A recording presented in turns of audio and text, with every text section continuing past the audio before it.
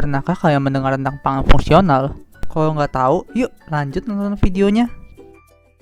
Pangan fungsional merupakan istilah yang pertama kali muncul tahun 80-an di Jepang dan merupakan pangan yang memberikan berbagai manfaat kesehatan. Adapun produk pangan fungsional yang umum diantaranya berupa yogurt, sereal, margarin, dan minuman energi. Dan permintaannya diprediksi terus meningkat setiap tahun. Nah, pangan fungsional diperkirakan memiliki nilai pasar global sebesar 305 miliar US dollar pada tahun 2020 dan diprediksikan akan terus bertumbuh setiap tahunnya sebesar 8,5%. Wow, besar sekali bukan? Di Indonesia sendiri terdapat 66 produk pangan fungsional dalam 9 kategori berdasarkan data BPOM tahun 2005. Namun, tentu saja jumlah ini masih sangat sedikit jika dibandingkan dengan Tiongkok.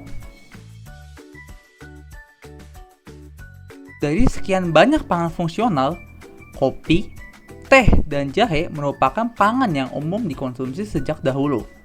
Ketiganya memiliki manfaat kesehatan berupa antioksidan, anti kanker, anti-inflamatori, dan lain-lain yang berasal dari metabolit sekunder. Nah, karena di judul terdapat kata usus, mari kita membahas tentang mikrobiota usus. Nah, diperkirakan terdapat 10 pangkat 14 sel mikroba yang menempati saluran pencernaan kita. Wow, banyak sekali ya. Dan tentunya memberikan fungsi unik bagi kita.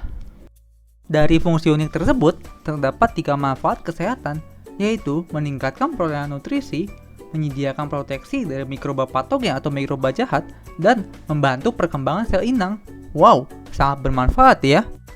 Tentu saja, untuk memahami interaksi ini, terutama metabolisme mikrobiota usus, diperlukan berbagai pendekatan untuk penelitian. Salah satunya adalah metabolomik, yang merupakan studi tentang molekul kecil atau metabolit. Analisis metabolomik dapat dilakukan dengan berbagai metode, di antaranya adalah NMR, NCMS, dan GCMS.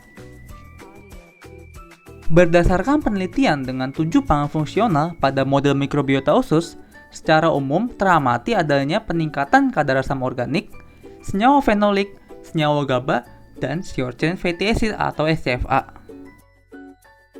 Adapun peningkatan senyawa-senyawa tersebut berkaitan dengan manfaat kesehatan seperti proteksi sel usus, kesehatan sistem saraf pusat, anti kanker, dan lain-lain. Oleh karena itu, perkenalkan, saya Joshua Felix Kristianto, mahasiswa mikrobiologi ITB, akan mempresentasikan tentang rancangan penelitian saya berjudul Pengaruh Pangan Fungsional pada Mikrobiota Usus. Karena itu, tujuan dari rancangan penelitian ini adalah menentukan pengaruh pemberian pangan fungsional berupa kopi hitam, teh hijau, dan jahe terhadap profil metabolik model mikrobiota usus menggunakan metode GCMS dengan hipotesis terampir pada slide. Berikut terampir garis besar metode penelitian yang dimulai dari persiapan bahan, digesti pangan secara in vitro, inokulasi pada mikrobiota usus, ekstraksi sampel dan analisis GCMS, dan pengolahan data. Untuk persiapan bahan pangan fungsional, pertama, bubuk kopi hitam, teh hijau, dan teh hitam diekstraksi selama 2 hari dengan metanol. Kemudian dilakukan filtrasi ekstrak dan diuapkan pada suhu 40 derajat Celcius. Untuk jahe, dilakukan pengeringan jahe segar dan dihaluskan menjadi bubuk. Kemudian, bubuk jahe direndam dengan etil asetat dan diaduk selama 2 jam. Kemudian, dilakukan sentrifugasi selama 20 menit dan diuapkan dengan rotor vapor. Untuk penelitian ini, digunakan medium Brain Heart Infusion atau BHI sebagai medium utama yang dibuat dengan komponen sesuai pada tabel yang dilarutkan dengan Aquades. Untuk membuat stok larutan pangan fungsional, pertama, semua bubuk pangan fungsional dilarutkan dalam larutan metanol dan medium BHI hingga konsentrasi 50 mg per mililiter, kemudian disimpan pada suhu 4 derajat Celcius.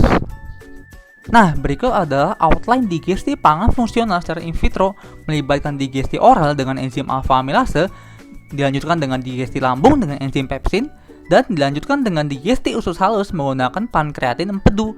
Seluruh percobaan dilakukan dalam keadaan tanpa cahaya dan tanpa oksigen. Nah, pertama, larutan stok ekstrak pangan dialih kuat dalam alfa amilase. kemudian diinkubasi pada suhu 37 derajat Celcius selama 2 menit, dan ditambahkan buffer tris maleat. Selanjutnya, pH diubah menjadi 2 dengan HCl, dan ditambahkan pepsin. Kemudian diinkubasi pada suhu 37 derajat Celcius selama 2 jam, dan ditambahkan ekstrak pankreatin empudu. Kemudian, pH diatur menjadi 7,5 dan diinkubasi pada suhu 37 derajat Celcius selama 2 jam sehingga didapatkan larutan digestif.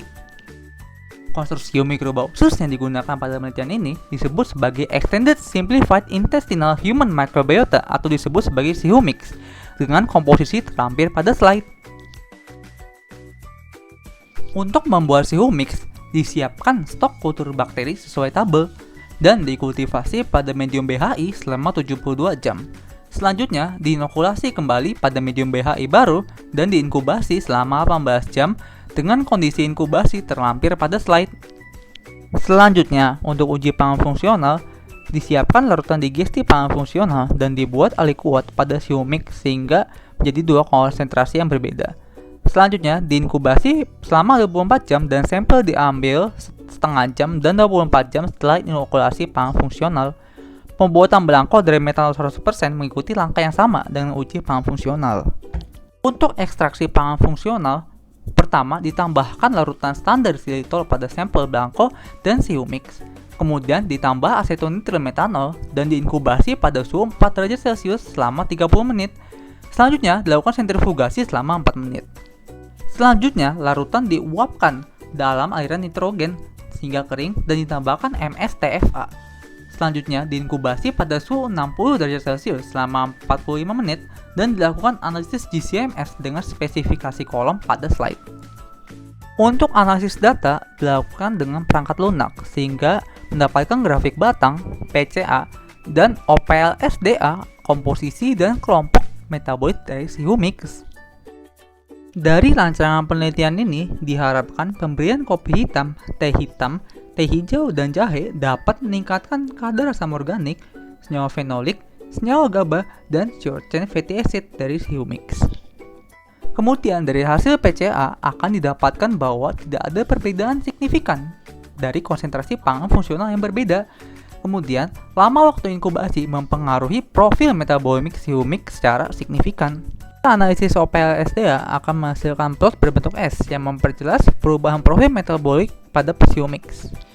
Adapun total rancangan anggaran biaya untuk penelitian ini bernilai Rp21 juta dengan asumsi tidak termasuk biaya penggunaan alat GC-MS.